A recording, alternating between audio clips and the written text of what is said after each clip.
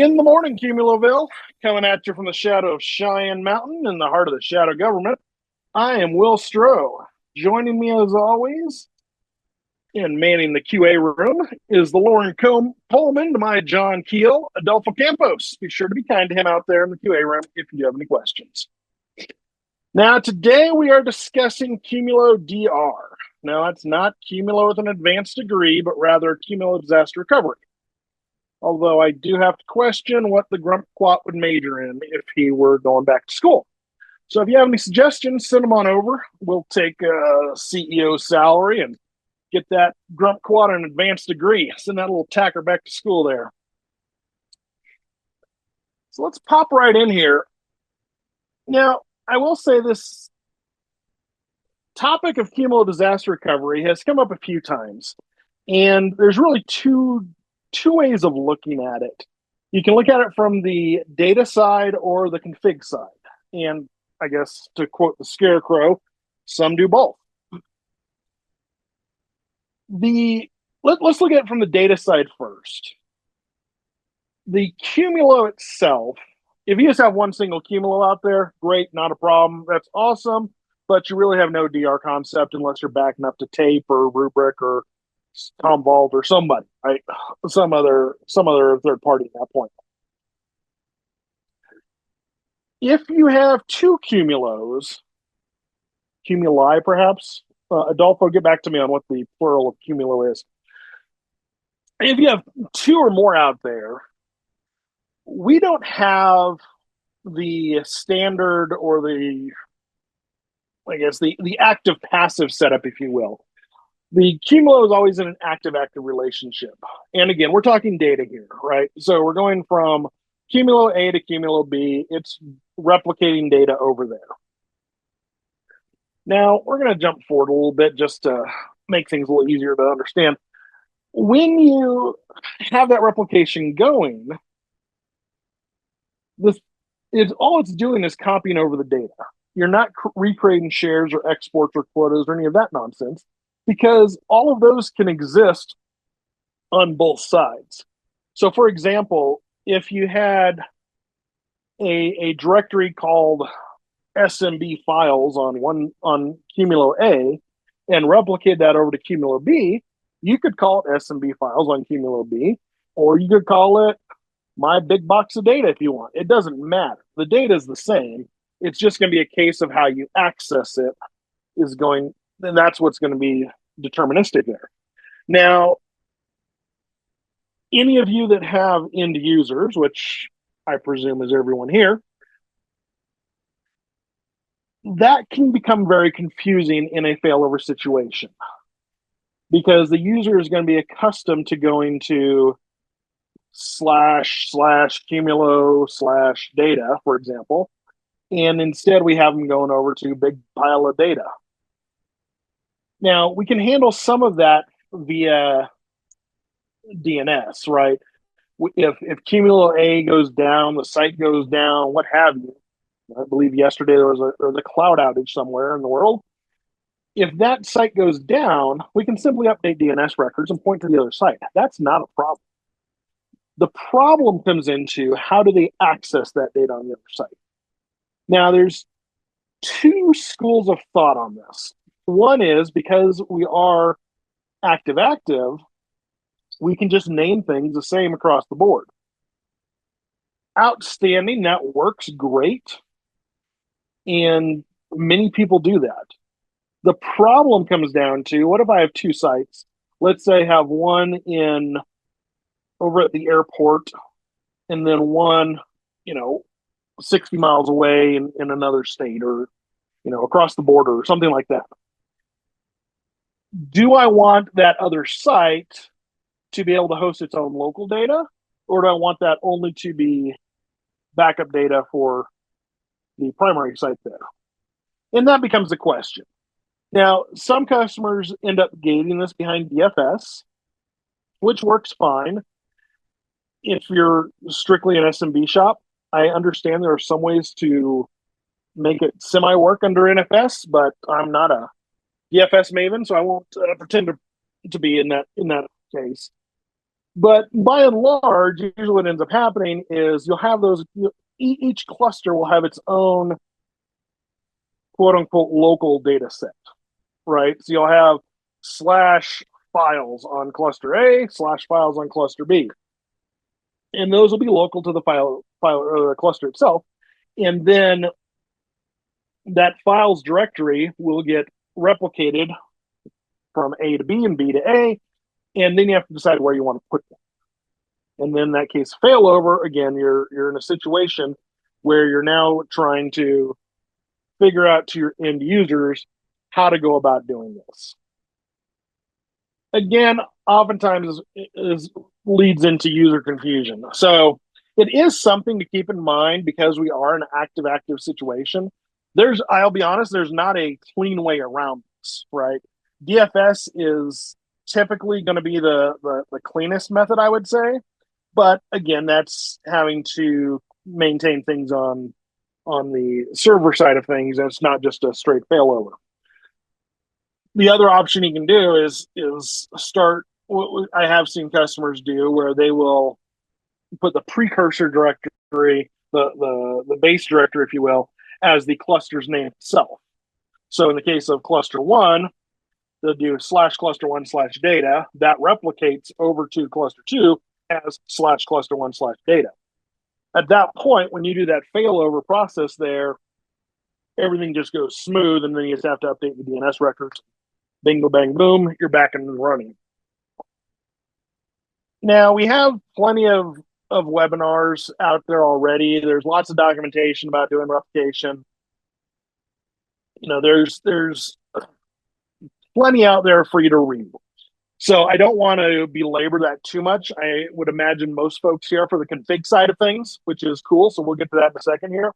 What I do want to do is focus on just a few things here, because these questions have come up in Slack from customers, and it's good to get those out in the open. So first and foremost, snapshots. Snapshots are local to the active file system. I am not in a situation where I can replicate a snapshot, the snapshot itself rather, from cluster one to cluster two, because it has pointers to the active file system on that cluster that the snapshot was taken on. So in the case of replication, yes, I am copying that entire chunk over to the other side, and then any snapshots that are taken there, those are getting taken locally on that system.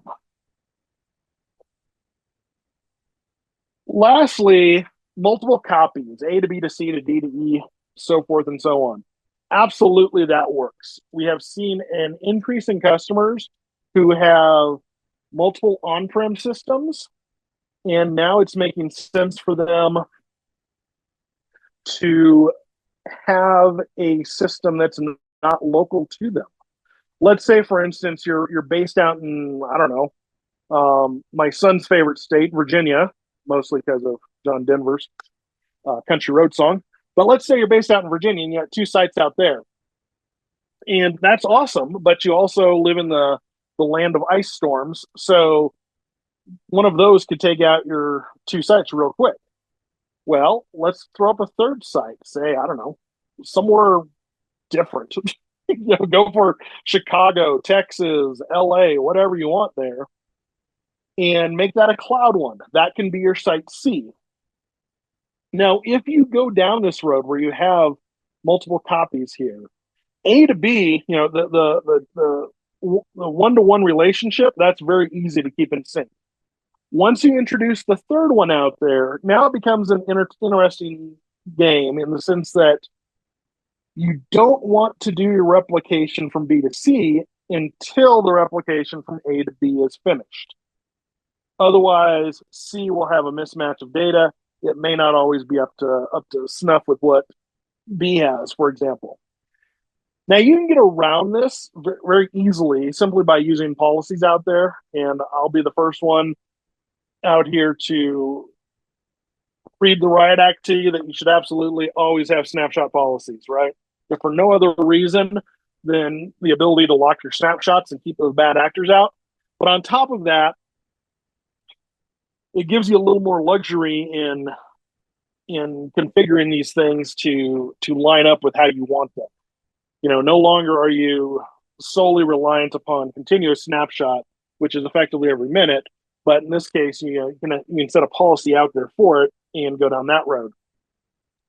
So if you do have a third site like that, what I would highly recommend doing, if you're not using policies already, talk to me. We'll set them up for you.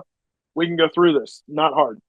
But let's get those going. And then really what you want to do is you'll be taking snapshots from A to B on a policy schedule. Say it's at midnight, right? Then from B to C, that snapshot policy schedule, you're going to see how long it takes to transfer from A to B. And then at that point, let's say it takes on average 30 minutes. Set up that B to C policy taking place the next hour, the next 45 minutes, however you want to work that, whatever you're comfortable with. And then at that point, you should always have things in sync unless something goes wildly out of focus there.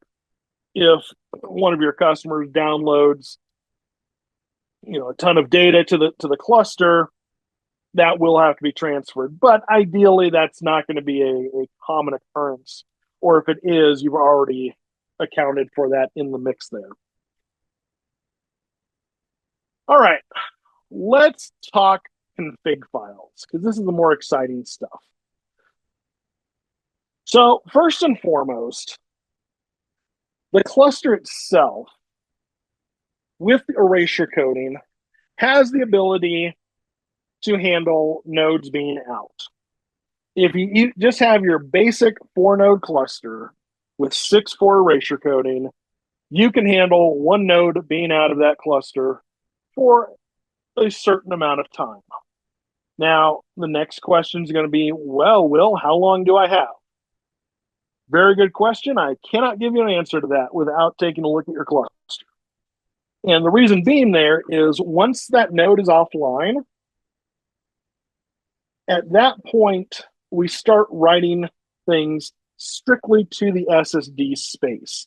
Now, this is in case of a hybrid cluster with all flash clusters. It happens a little differently, but there's still going to be the concept of a runway here. So focus on the high level here as opposed to getting into the weeds. What will end up happening is, like I said, we'll write that data solely to the SSD layer. And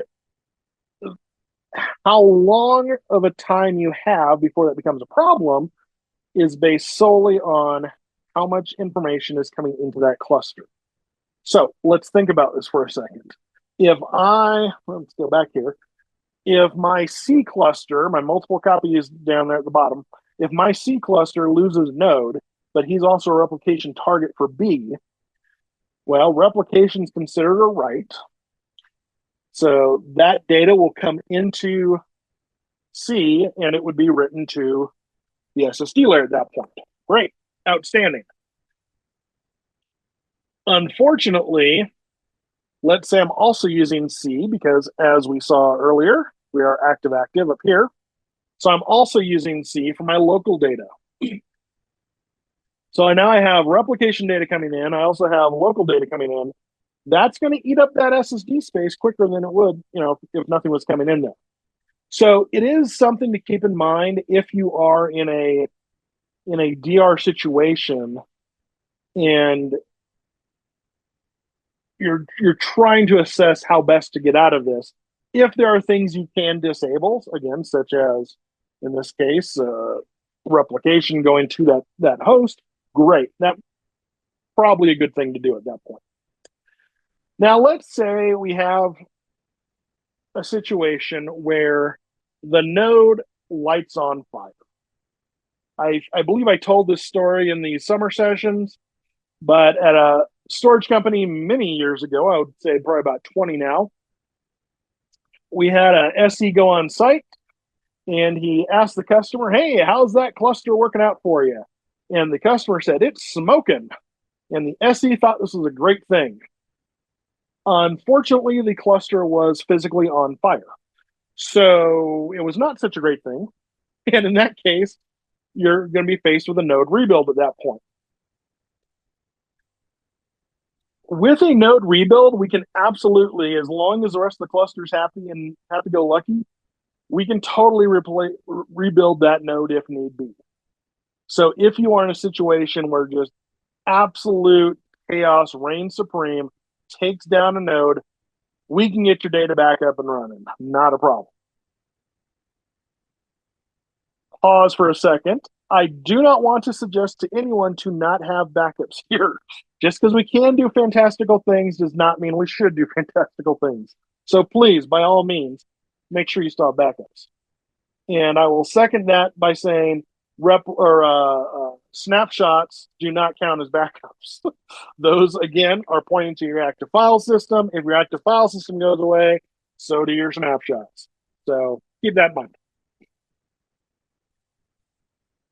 Now, as we mentioned, with our active-active setup here, we can have the exact same names on both sides of a cluster relationship. So you could have the same NFS exports, SMB shares, and so forth. And I'll throw quotas in there as well as the three things that are really unique to each cluster itself. So based off that, outside of just simply going into, let's pull up a cluster here for a second real quick. Outside of simply pulling up this guy and saying, okay, what quotas do I got here? And doing a screen capture of this, and then coming down here in my NFS exports, do a screen capture here, and same for S&D shares, and if you got S3 buckets. That's one option of doing them. It's not really the best, I would say. You're still going to have to be stuck out there manually adding things in. What we do have available, and I will add on to this, that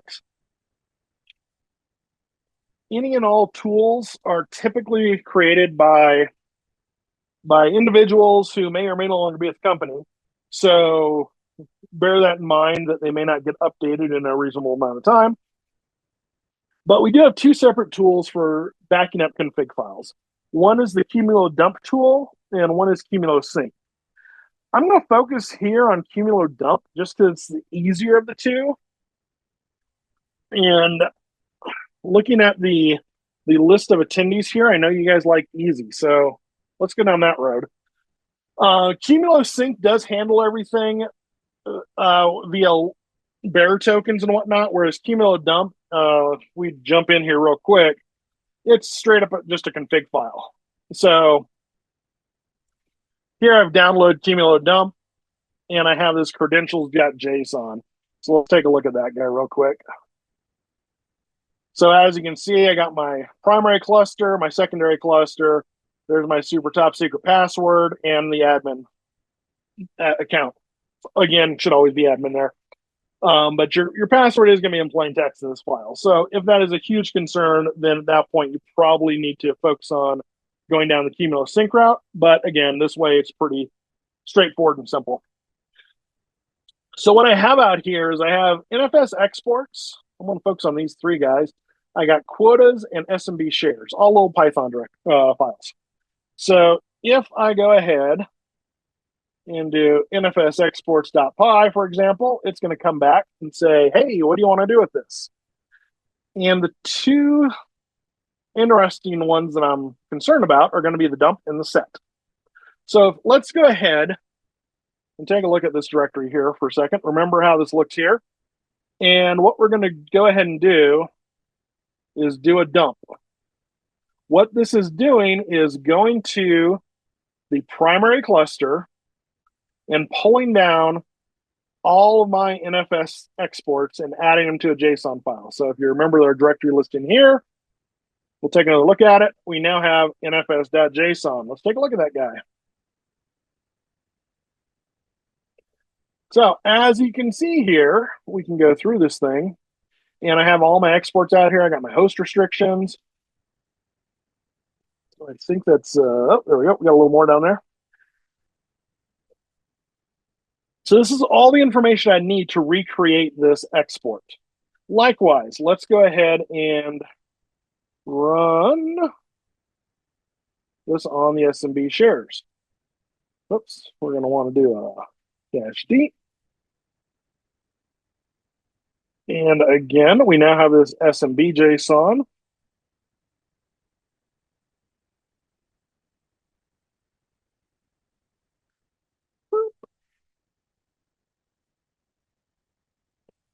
And this will go through and pull all that information down.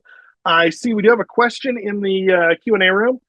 Is this the right repo for Qumulo dump? They posted a link to the GitHub there. I don't believe that's the correct one. It is a gated repo right now. So what I would recommend doing is after the session here, if you want to shoot me a DM or just drop something in your channel, just do an @WStro. I could get that one over to you. I have no idea what that one is you posted, but it looks like it might be fun. So it may also just suck up your password. So I can't rightfully say on that one, but I will get you pointed to the correct one there.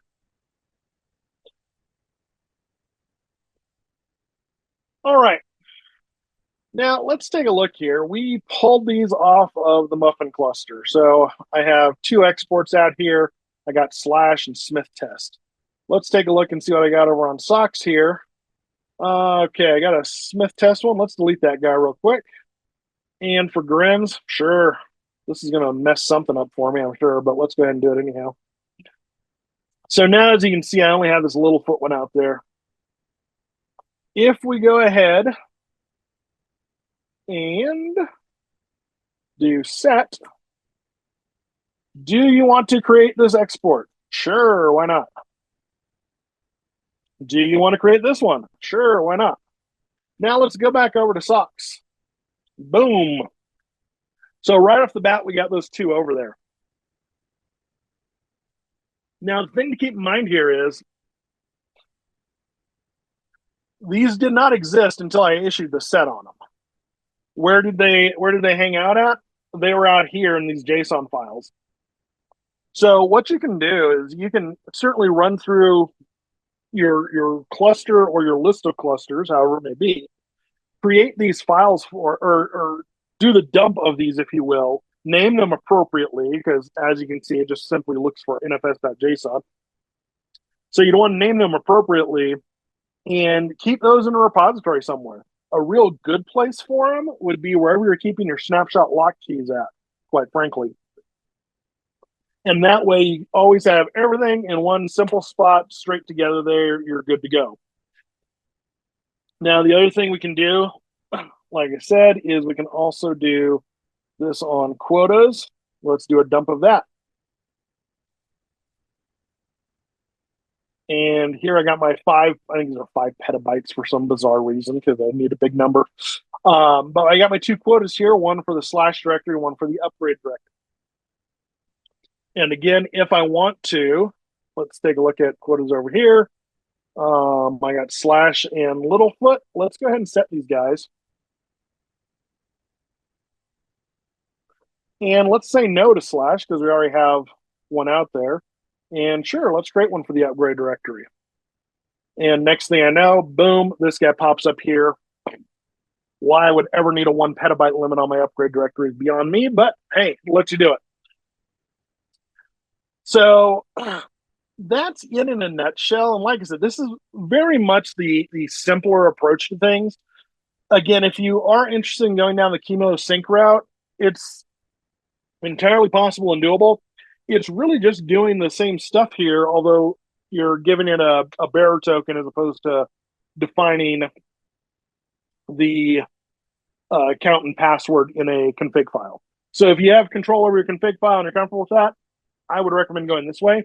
If you're not and you need to create a bearer token, then I would point you either at the documentation or if you head out to our Reddit page out there, we have that fully documented out there as well, how to go about doing things.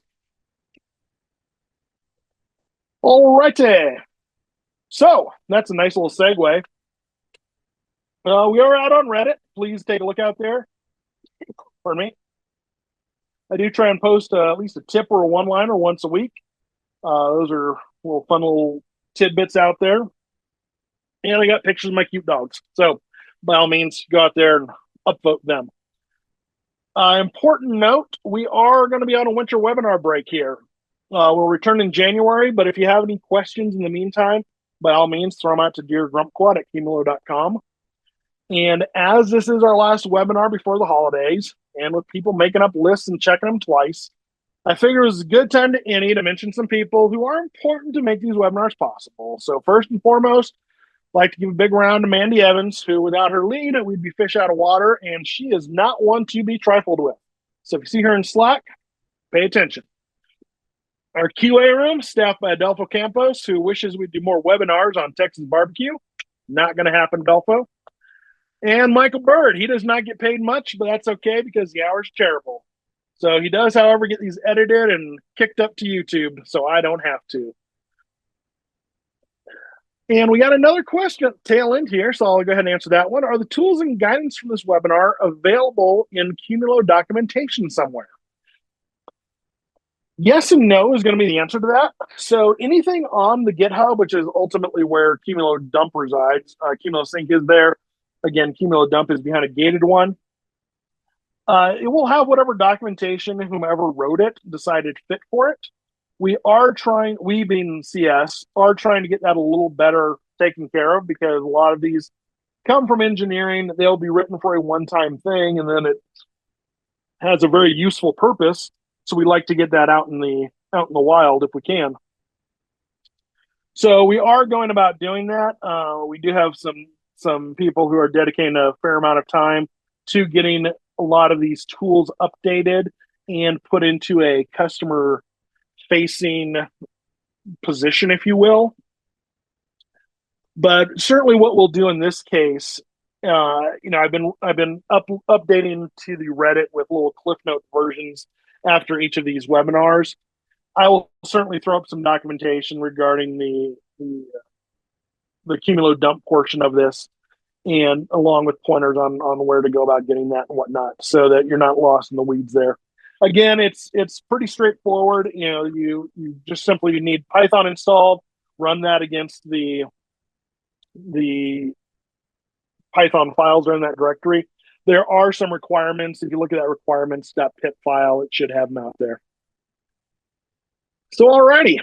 Well, hey, folks, from our Qumulo family to yours, hope you have some time off and enjoy the holidays here. And we will see you back in January. And be sure to check out that Reddit in the next day or two, and I'll get things posted up there. All right, folks, have a good one out there. Take care.